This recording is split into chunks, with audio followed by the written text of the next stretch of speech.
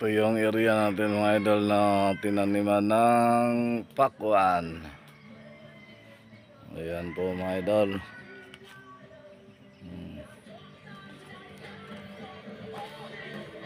Dito po. Ayan, paikot po yan hanggang doon sa likod mga idol. Ito, nagluto pa tayo ng haluan o dalag.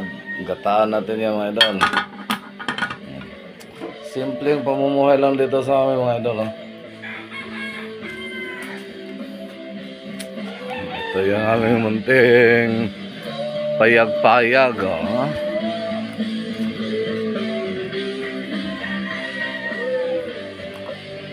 Yan nating farm.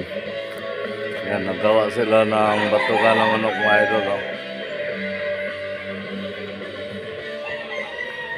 Dito kami lumaki mga idol. Yung bahay namin nung bata pa kami.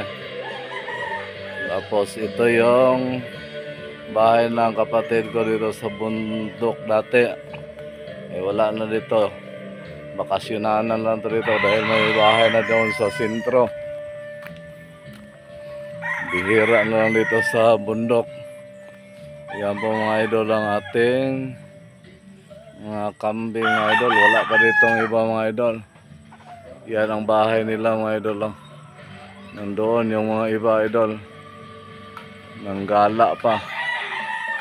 May sarili talaga silang bahay nila. Yan, kung may kumatay, makadala tayo sa Manila. Pero pag wala, sorry.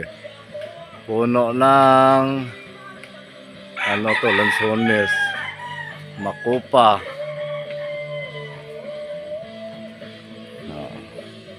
Ito ang Indian Mingo na galing Manila. Ito malaki na. Yan, tambis at saka yung makupa mga idol. Magkaiba po to siya. Yan. Walang anong tawag sa Tagalog yung makupa. Tapos yan namang lumboy o duhat. Tapos yun ang durian.